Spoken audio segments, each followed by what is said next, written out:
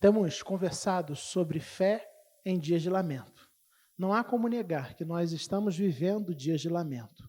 Com o avanço da pandemia, as perdas começam a se tornar para cada um de nós rostos e até nomes conhecidos. Amigos, parentes, pessoas que costumavam a frequentar as nossas casas. Isso gera dor, isso gera sofrimento. Tem como dizer que o tempo que nós vivemos não é um tempo de lamento? Me parece que essa palavra é extremamente apropriada para descrever a circunstância que a gente está vivendo. Mas talvez alguém se incomode, talvez alguém ache estranho falar sobre lamento, ache que o fato da gente lamentar aponta para uma possível falta de fé em Deus, como se por nós crermos em Deus não pudéssemos lamentar, ou até que esse lamento soe como uma afronta a Deus. Eu penso exatamente o contrário. Me parece que o fato da gente se lamentar, da gente colocar diante de Deus as nossas frustrações, as nossas dores, as nossas inquietações, apontam exatamente para a nossa fé nele. Apontam exatamente para o fato de que nós cremos nele, nós cremos no seu amor, nós cremos no seu governo sobre a história. E por isso é a ele que nós vamos, é com ele que nós choramos, é aos seus pés que nós choramos e derramamos os nossos corações. Bom, nós já vimos que os salmos de lamento na Bíblia eles são marcados pela capacidade de unir sentimentos, emoções com a razão.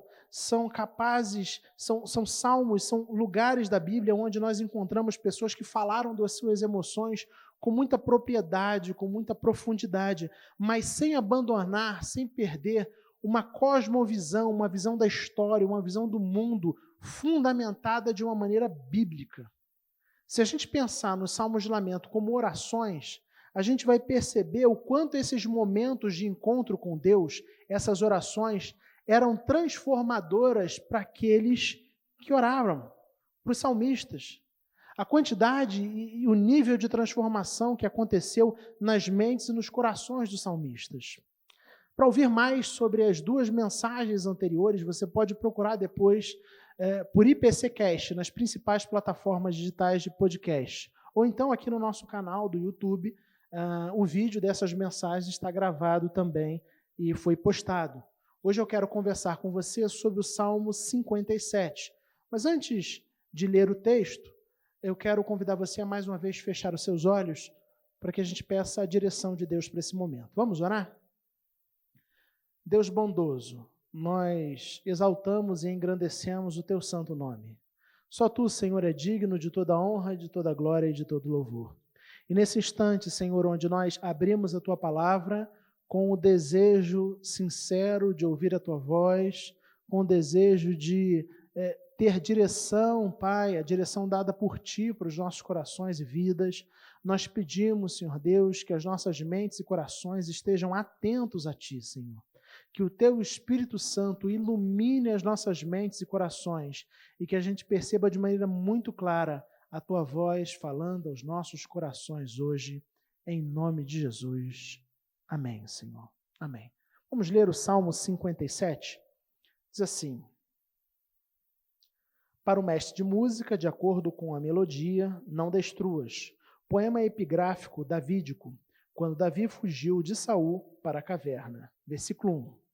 Misericórdia, ó Deus, misericórdia, pois em ti a minha alma se refugia. Eu me refugiarei à sombra das suas asas, até que passe o perigo. Clamo ao Deus Altíssimo, a Deus que para comigo cumpre o seu propósito. Dos céus ele me envia a salvação, põe em fuga os que me perseguem de perto. Deus envia o seu amor e a sua fidelidade. Estou em meio a leões, ávidos para devorar. Seus dentes são lanças e flechas, suas línguas são espadas afiadas. Sê exaltado, ó Deus, acima dos céus, sobre toda a terra esteja a tua glória. Preparam armadilhas para os meus pés. Fiquei muito abatido. Abriram uma cova no meu caminho, mas foram eles que nela caíram. Meu coração está firme, ó Deus, meu coração está firme. Cantarei ao som de instrumentos, acorde minha alma, acordem harpa e lira, vou despertar a alvorada. Eu te louvarei, ó Senhor, entre as nações. Cantarei teus louvores entre os povos, pois o teu amor é tão grande que alcança os céus. A tua fidelidade vai até as nuvens. Sê exaltado, ó Deus, acima dos céus, sobre toda a terra esteja a tua glória. Amém. Amém. O Salmo 57 foi um dos salmos do Saltério escrito por Davi, durante o período em que ele fugia do rei Saul. Nós já temos visto isso na última semana. Vimos também um salmo que parece apontar para o período em que Davi fugia de Saul. Saul sabia que ele era rei sobre Israel e sabia que o seu governo já estava limitado por Deus. Dentro de pouco tempo ele seria substituído, e seu substituto não seria seu filho, mas sim Davi. E por isso Saul passa a persegui-lo por inveja, por se incomodar da fama, se incomodar do reconhecimento que Davi tinha, e ele passa a perseguir e coloca a vida de Davi sob risco. De maneira que Davi começa a fugir e passa um longo período fugindo de Saul para preservar a sua própria vida. E como Davi, nesse período de fuga, nesse período de exílio, se assim a gente pode dizer, como Davi começa ao Salmo 57, versículos de 1 a 3, ele começa exatamente clamando, pedindo a misericórdia de Deus, pedindo que Deus manifeste a misericórdia em sua vida. Quando nós lemos assim: misericórdia, ó Deus, misericórdia, pois em ti a minha alma se refugia. Eu me refugiarei à sombra das tuas asas, até que passe o perigo. Clamo ao Deus Altíssimo, a Deus que para comigo cumpre o seu propósito. Dos céus ele me envia a salvação, põe em fuga os que me perseguem de perto. Deus envia o seu amor e a sua fidelidade. Então Davi começa o salmo clamando pela misericórdia de Deus. E é interessante porque essa repetição, misericórdia, Senhor, misericórdia, traz exatamente a noção do sentimento de urgência que o salmista tem, como alguém que tem pressa em ser atendido pelo seu Deus. Não há dúvidas de que quando a gente está num momento de dor e sofrimento, os nossos pedidos, as nossas súplicas, as orações que nós fazemos, tem também esse senso de urgência, principalmente diante de um sofrimento que se parece permanente, como era o sofrimento vivenciado por Davi. Davi já vinha há bastante tempo sofrendo com a perseguição, há bastante tempo tendo sua vida correndo risco, e ele clama misericórdia, misericórdia, como quem diz: Senhor, te apressa em me acudir, te apressas em agir com misericórdia na minha vida, age o mais rápido possível.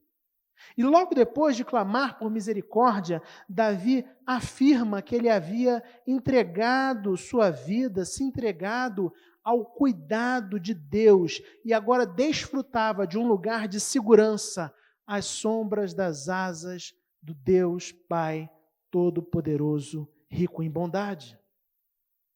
E aí, quando eu leio isso, eu me lembro de muito tempo atrás, quando eu era ainda criança, e eu já comentei isso com alguns dos irmãos da igreja, já comentei que quando eu era criança eu tinha medo de cachorro, muito medo de cachorro.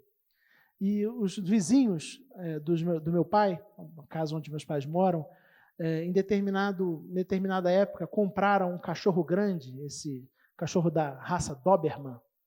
Provavelmente a maioria das pessoas que assistem esse sermão sabe do tipo de cachorro que eu estou falando. Sabe aquele cachorro bravo, com cara de mal, aquele que intimida realmente ladrão, que você coloca na sua casa para que ninguém chegue nem perto do portão. É desse tipo de cachorro, né, que eu estou falando. Então os vizinhos compraram um Doberman e esses vizinhos eles tinham uma prática que de vez em quando eles abriam o portão e eles colocavam o cachorro para correr na calçada. E o cachorro corria de um ponto ao outro da calçada, né? E fazia com que todo mundo que estivesse por ali ficasse com medo, logicamente. E às vezes, exatamente nesses instantes onde o cachorro estava solto, correndo na calçada, meu pai chegava com a gente, com os 3 filhos de carro. E eu me lembro bem que quando isso acontecia, meu pai parava o carro bem perto da porta de casa, e aí ele pegava um por um dos seus filhos, colocava no colo, eu e meus irmãos, um de cada vez, colocava no colo, tirava do carro, melhor dizendo, colocava no colo, andava até a porta de casa e colocava a gente na porta de casa em segurança. E aí voltava para o carro e pegava o segundo e pegava finalmente o terceiro. E eu me lembro bem de sentir uma espécie de segurança e tranquilidade e paz ali no colo do meu pai, como se eu estivesse completamente protegido, como se aquele cachorro feroz não tivesse qualquer capacidade de me causar dano. Quando hoje, olhando para trás, eu sei muito bem que bastava que aquele cachorro levantasse a boca para me morder. Embora meu pai tivesse toda a boa vontade de me proteger, a verdade é que pouco ele poderia fazer se aquele cachorro estivesse realmente determinado a me morder. O fato é que, longe de comparar meu pai a Deus, ou Deus ao meu pai, a comparação é sobre a percepção que nós temos quando nós descansamos nos braços de alguém que nós confiamos. É essa comparação que eu quero trazer. Essa lembrança, para mim, traz a ideia do que Davi está falando aqui, ainda que de maneira imprecisa. A gente sabe, eu sei que o poder que Deus tem para me guardar e para guardar você dos perigos é muito maior do que o poder que um pai tem para guardar os seus filhos. É infinitamente maior. Um poder para nos cobrir com as suas asas é infinitamente superior ao poder do meu pai, e eu sei disso. Mas o fato é que eu e você precisamos aprender a nos refugiar às sombras das asas do nosso Pai Celeste. E é de fato desfrutar da segurança, desfrutar da paz, desfrutar do abrigo, desfrutar do conforto, da tranquilidade, que é estar debaixo das asas do Pai Celestial. É isso que vem em minha mente quando eu leio o salmista dizendo: pois em ti a minha alma se refugia, eu me refugiarei à sombra das tuas asas até que passe o perigo. O perigo está aí, o perigo está diante de nós. E nós podemos continuar absolutamente amedrontados, ou nós podemos nos refugiar às sombras das asas do nosso Deus até que passe o perigo. Nós precisamos, então, aprender a nos refugiar e a confiar a nossa vida na sombra das asas do Pai Celestial. Sabendo que mesmo em meio às adversidades, sabendo que mesmo em meio ao perigo, mesmo em meio à dor, mesmo em meio ao sofrimento, nós podemos confiar que estamos seguros, estamos guardados por Deus. Essa é a ideia do salmista. Momentos de angústia são especialmente oportunos para a gente aprender um pouco mais e aprender a desfrutar dessa experiência de sermos cuidados por Deus. Momentos onde a gente percebe que os nossos cuidados são insuficientes. A verdade é que Deus cuida da gente o tempo todo. Só que existem alguns momentos onde esse cuidado de Deus se manifesta de maneira mais clara, porque nós não nos percebemos capazes de nos cuidarmos. Então, o primeiro desafio que o Salmo faz para cada um de nós é exatamente o de aprender a se refugiar às sombras das asas do Pai Celestial até que passe o perigo. É disso que nós precisamos. Davi clamava por socorro porque ele sabia que Deus é fiel em cumprir os seus propósitos em nossas vidas. Então, logo depois dele falar que ele está refugiado, ele está abrigado debaixo das asas do Pai, ele clama pelo socorro. Mas ele clama pelo socorro porque ele sabe, olha, Deus é fiel e Deus cumpre aquilo que Ele prometeu na minha vida, Ele cumpre os seus propósitos. Deus é absolutamente fiel e confiável e a gente pode ter certeza disso. Ele cumprirá os seus propósitos na minha vida, Ele cumprirá os seus propósitos na sua vida. As obras das suas mãos nunca serão abandonadas pela metade. É o próprio Senhor em Filipenses capítulo 1, versículo 6, que promete: aquele que começou a boa obra em vocês vai completá-la. É fiel para completá-la. O nosso Deus não apenas começou a boa obra em nós, mas Ele é fiel para cumprir cada um dos seus propósitos nas nossas vidas. E por que eu quero enfatizar essa verdade apresentada pelo versículo 2? Porque a gente vive num momento onde a possibilidade da morte nos assombra. E talvez você que agora ouve essa mensagem, você que agora assiste essa mensagem, esteja absolutamente assombrado pela possibilidade da morte. Amedrontado, assustado. Mas eu quero te dizer uma coisa, confiar que Deus é fiel para cumprir os seus propósitos nas nossas vidas faz toda a diferença. Enquanto Deus tiver planos para mim, e enquanto Deus tiver planos para você, não existe nada que vai fazer os nossos olhos se fechar. Os nossos olhos permanecerão abertos enquanto Deus tiver um propósito nas nossas vidas. Entenda isso. O pastor americano John Piper, em seu livro Lições de um Leito de Hospital, ele fala a esse respeito de uma maneira muito legal, muito interessante. E eu quero citá-lo de maneira muito objetiva aqui. Se o Senhor quiser, viveremos. Então não somos tão vulneráveis quanto parece. Nossas vidas estão nas mãos poderosas de Deus. Se Ele quiser, viveremos. Somos imortais até que se cumpra o seu propósito em nós.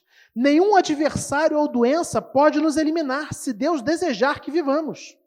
Nada pode ser mais seguro do que estar nas mãos protetoras de Deus. Entenda isso. Enquanto Deus tem um propósito na minha vida e na sua vida, nada irá nos tirar das mãos dele.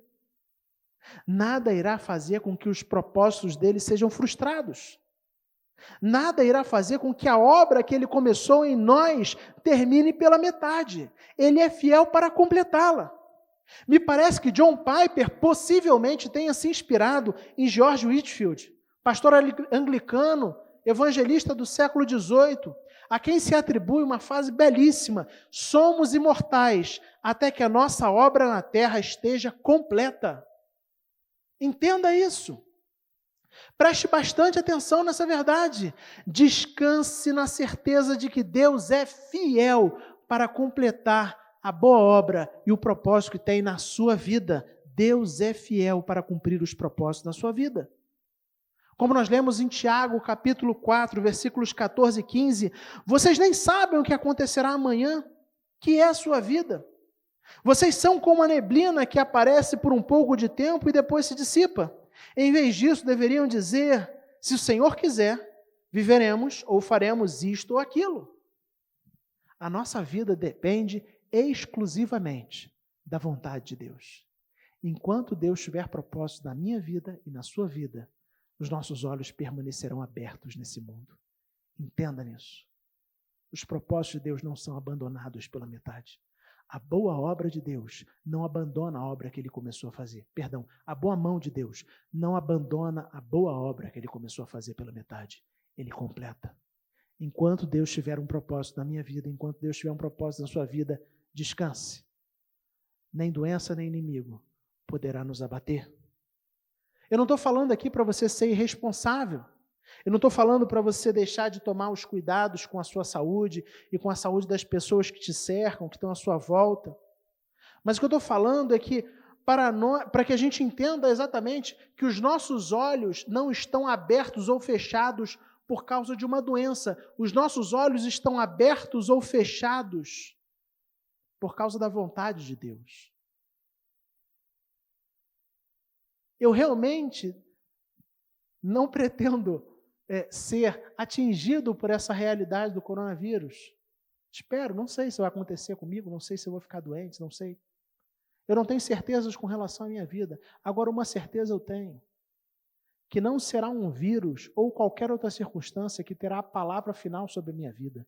Enquanto Deus tem um propósito para mim nesse mundo, meus olhos permanecerão abertos. E isso não é só comigo, isso é com você também. Entenda essa realidade. Davi sabia que enquanto o Senhor tivesse um propósito para ele nesse mundo, dos céus ele enviaria socorro e salvação e colocaria os inimigos em fuga, manifestando o seu amor e fidelidade. É isso que ele diz no versículo 3. Esse Deus que tem propósitos para a vida dele, esse Deus que tem planos para a vida dele, envia dos céus socorro e salvação e coloca os inimigos em fuga, manifestando o seu amor e sua fidelidade. Continuando, versículos 4 a 6. Estou em meio a leões ávidos para devorar. Seus dentes são lanças e flechas, sua língua é espada afiada. Se exaltado, ó Deus, acima dos céus, sobre toda a terra esteja a tua glória. Preparam armadilhas para os meus pés. Fiquei muito abatido. Abriram uma cova no meu caminho, mas foram eles que nela caíram. Então, nos versículos de 4 a 6, Davi mais uma vez clama por socorro urgente. E aí, para falar da sua urgência, ele destaca exatamente o nível de maldade, de crueldade dos seus inimigos, que o perseguem, que o traem, que preparam armadilhas, que preparam ciladas e que colocam sua vida em risco. Então, ao falar da grande crueldade dos inimigos, ele mais uma vez aponta e pede para Deus assim: Senhor, se apressa em ajudar-me, se apressa em acudir-me, porque os meus inimigos são inimigos cruéis. Eu me sinto como alguém que está no meio de leões ávidos para devorar. Os ataques e a cruel perseguição dos inimigos fizeram com que o salmista se sentisse abatido. É isso que ele vai dizer aqui no versículo 6. Prepararam armadilhas para os meus pés e fiquei muito abatido, muito abatido. No original hebraico, a palavra aqui apronta para alguém que se curva, alguém que fica prostrado, não no sentido de prestar culto, mas alguém que fica prostrado no sentido de perder o ânimo, de encontrar-se abatido, de perder as forças. E eu acho muito, muito legal que Davi tenha colocado isso aqui, porque eu fico pensando quantas vezes eu e você também nos sentimos completamente abatidos, sem forças, prostrados diante da dor e do sofrimento. E a gente fica com o peso da consciência, como se o fato da gente estar cansado, abatido, com medo, isso nos tornasse menos crentes. Mas Davi, homem segundo o coração de Deus, relata o seu lamento dessa forma também. A gente poderia até citar Jesus, que no Getsêmani, momento final de sua caminhada para a cruz, ele também fala da sua dor, da sua agonia, do seu sofrimento. Então, por que será que nós nos achamos equivocados ou pecadores pelo fato de falarmos que estamos abatidos, que estamos tristes, que estamos sentindo as dores decorrentes dos sofrimentos da vida? Não existe pecado nisso. A gente pode falar com Deus com abertura, assim como Davi, nós somos seres humanos, frágeis, e não precisamos tentar esconder de Deus os nossos medos e fragilidades. Eu falo isso porque, principalmente no meio da igreja, no meio dos cristãos, eu vejo essa tendência a tentar esconder, fingir que não sentem dor, fingir que não se incomodam, fingir que não sofrem. Só que fingir que não sente não faz sentido porque a gente continua sentindo. E faz ainda menos sentido quando a gente faz isso diante de um Deus que sonda os nossos corações. Então o salmista não se incomoda de expor a fragilidade, de expor a dor. E eu quero encorajar você também a fazer isso. Quando você sente dor, quando você sente sofrimento, quando seu coração está com medo, quando seu coração está angustiado, quando seu coração está apertado, coloque isso para Deus. Deus não se incomoda. Deus não fica perturbado, Ele não se sente ofendido quando a gente revela a nossa fraqueza. É preciso muita fé para procurar Deus, para se derramar aos pés de Deus nos momentos de fraqueza. E é isso que os salmos de lamento nos mostram. E aí, caminhando já para o final do texto, versículos de 7 a 11, nós lemos assim: Firme está o meu coração, ó Deus, o meu coração está firme. Cantarei e entoarei louvores. Acorde a minha alma, acorda em lira e harpa. Quero acordar e o alvorecer. Eu te darei graças entre os povos. Cantarei louvores a ti entre as nações, pois a tua misericórdia se eleva até os céus e a tua fidelidade até as nuvens. Sê exaltado, ó Deus, acima dos céus, e em toda a terra brilhe a tua glória. Nos versículos finais do Salmo, Davi diz que o seu coração está firme em Deus, na sua proteção, nas suas promessas. E aí ele inicia um momento, uma espécie de momento de louvor, porque ele começa a louvar a Deus, ele começa a engrandecer a Deus, ele começa a falar assim: olha, eu vou cantar a Deus, eu vou exaltar a Deus. É interessante notar que esse momento é muito característico dos salmos de lamento, onde o salmista chega diante de Deus com seu coração apertado, com seu coração angustiado, com seu coração vivenciando o sofrimento e a dor. Ele ora, ele se derrama diante de Deus. E depois de um período ali aos pés do Senhor se derramando, ele finaliza a sua oração com o seu coração, com a sua esperança renovados.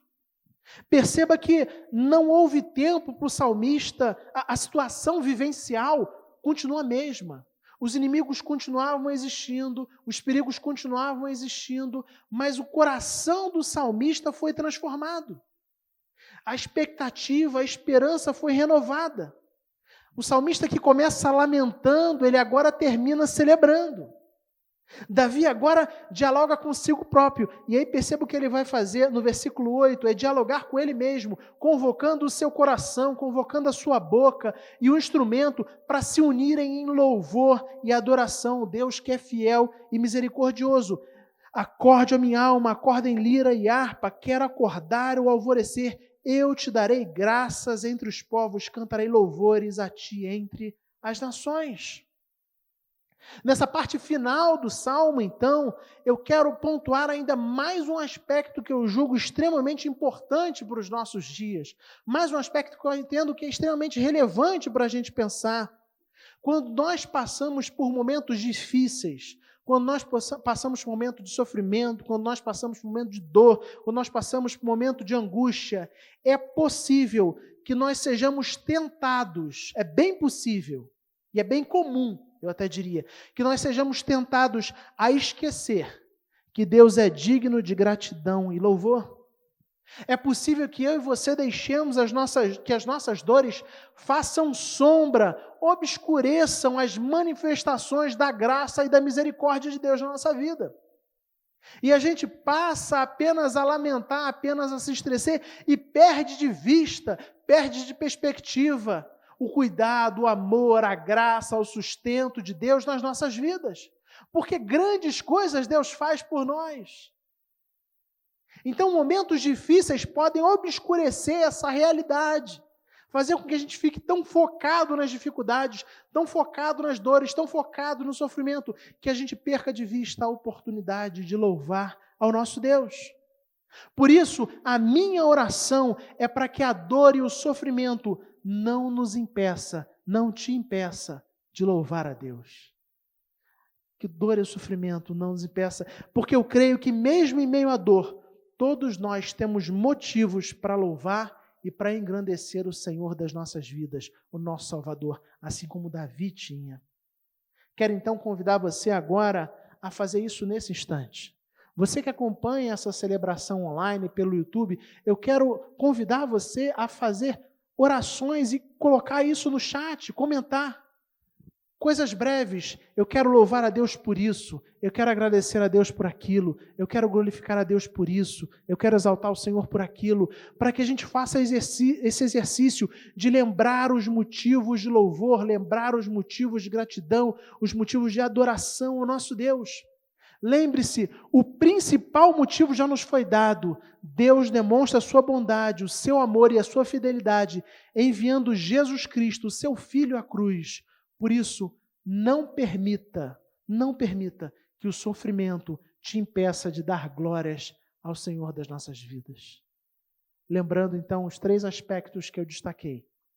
Primeiro, nós precisamos, de fato, aprender a nos guardar e buscar o cuidado debaixo das asas do Pai, até que o perigo passe, assim como o salmista. Segundo aspecto, no meio de tanto medo de dor, onde pessoas estão apavoradas com a possibilidade da morte, nós continuamos a entender que nós somos imortais até que o Senhor cumpra o seu propósito na nossa vida. Se Deus ainda tem propósito para mim e para você aqui, os nossos olhos permanecerão abertos. Agora, se Ele já finalizou o propósito dele na minha vida ou na sua vida, independente de qual será a causa, os nossos olhos se fecharão. E terceiro, que as circunstâncias difíceis da vida, que a dor e o sofrimento não nos impeça de louvar, de engrandecer ao Senhor que tem feito muito bem para a gente, ao Senhor que tem nos guardado, ao Senhor que tem manifestado a sua graça na minha e na sua vida. Que de fato a gente coloque os nossos motivos de louvor, coloque os motivos de adoração ao nosso Deus nesse instante, nos comentários aí no YouTube. Faça isso. Eu estou falando, eu quero encorajar você a realmente fazer isso nesse instante. A gente vai terminar cantando um cântico que fala muito ao meu coração. Que fala que, olha, ao Senhor pertence a glória, ao Senhor pertence a honra, o louvor, o poder, e que nós não deixaremos de louvar ao Senhor, pois Ele é a razão da nossa vida. Que de fato a gente cante isso de todo o coração. Enquanto a gente canta, coloque o seu motivo de louvor. Eu louvo a Deus por isso, eu agradeço ao Senhor por aquilo, eu exalto ao Senhor por essa vitória, por essa bênção, por esse cuidado da minha vida. Vamos cantar?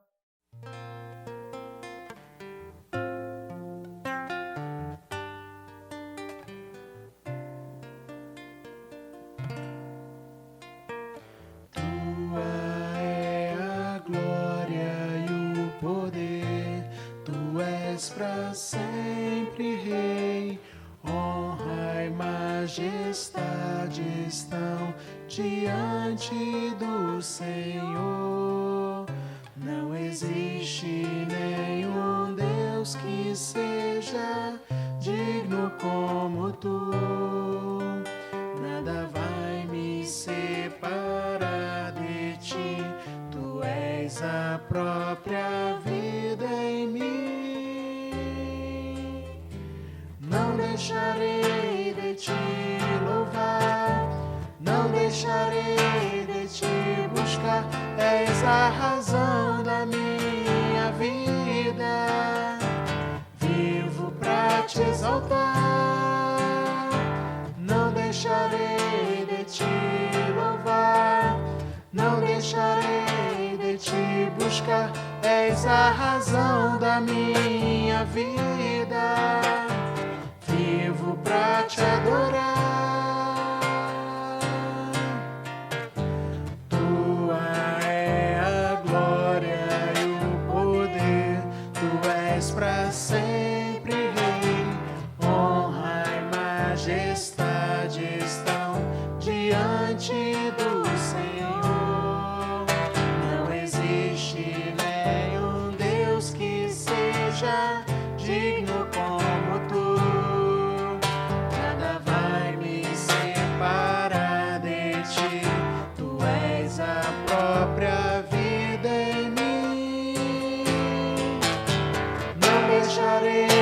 Te louvar, não deixarei de te buscar. És a razão da minha vida, vivo pra te exaltar.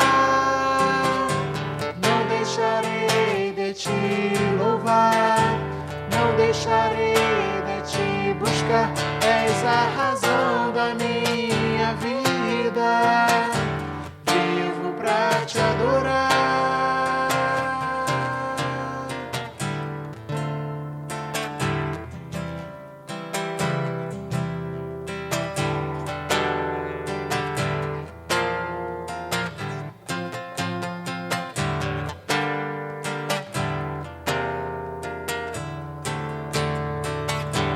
Não deixarei de te louvar, não deixarei de te buscar. És a razão